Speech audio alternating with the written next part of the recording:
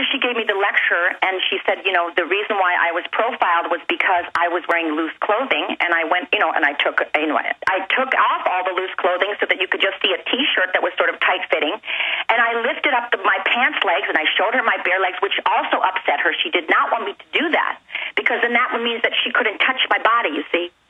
So then I said, is everything okay? Am I free to go now? Are you satisfied that you haven't, you know, that I'm not a bomber, I'm not a terrorist, and are you satisfied that you haven't been able to find anything?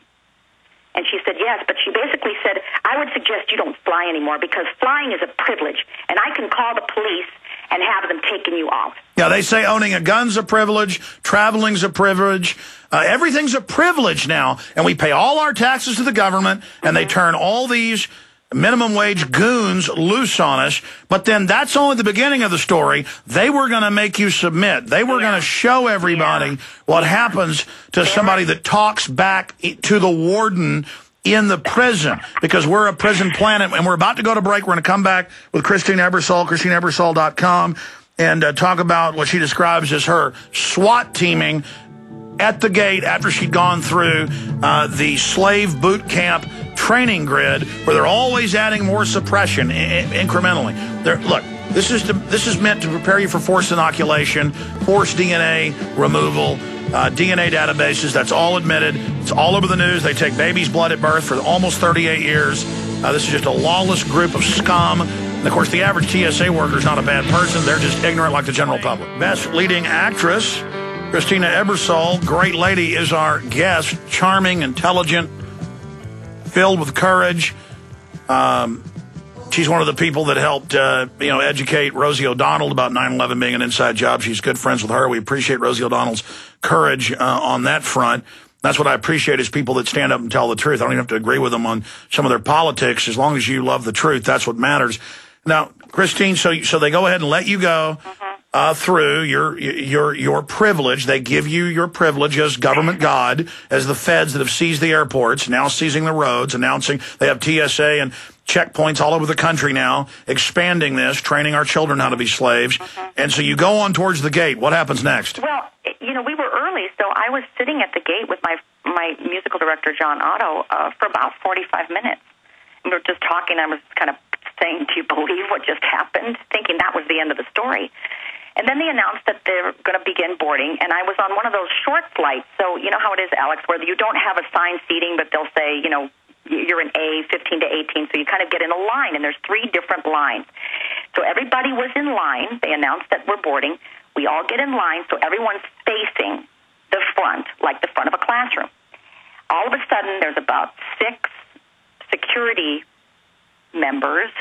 They were different, and they were different than the ones that had me at the security checkpoint. They were a different group. And they said, ma'am, we need you to come over here right now. I've got to pat you down.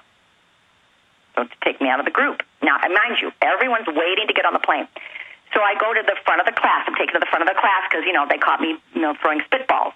So I'm at the front there, and I said, I don't understand what's going on. We went through this at security.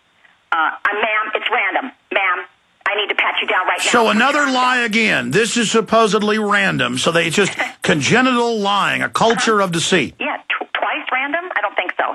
And that's what John said. He goes, what do you mean? We went through that. It was random back at security. It's not random now. You're selecting her out. They wouldn't answer him. So I go to the front, and I said, I thought we already went through this. I told you I don't want you to touch me. And I start to take my coat off, and I start to take my shirt off, my outer shirt off, and they're freaking out. Don't take your coat off. Don't take your coat off. Get the police. Get the police.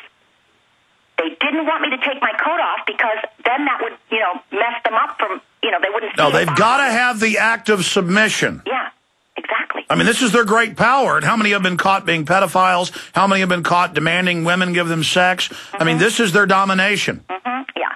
So I continued to take my coat off. I wasn't listening to them, and they were continuing to yell for the police. And then I said, I see.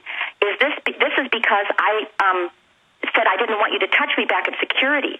So you're showing me who's boss now. You're making an example of me. Ma'am, it's random. I said, are you having a problem with me? No, ma'am, you've been a model passenger. You've been a model passenger. Now put your arms out. We got to pat you down. So, and everybody's watching it. Everybody's watching it. So, I mean, I never raised my voice, never did any of that. I put my arms out. I said, I already told you I didn't want you to touch me. And they went ahead and they patted me up and down, you know, with a T-shirt on that's, you know, clinging to my body, so, and pants, the bottom, which I already showed them back at security. I lifted up my pants leg. I showed them my bare legs underneath, but, you know, they want to show who's boss. And then when I said, am I the only one that's being picked out randomly? No, ma'am, we're waiting for you to get on the plane. Now get on the plane. You want to get on the plane now? You want to get on the plane? You want to fly today? Want to fly today? So that was the deal there. But of course, I wasn't. You see, they wait until everyone's boarding, and I've got a concert. I got to make money. I have a family to support, and so I'm not going to jeopardize that. No, it's all been psychologically figured out to make you submit. Now, you described this to me as SWAT team-like. Yeah, well, it was because they had like some guy.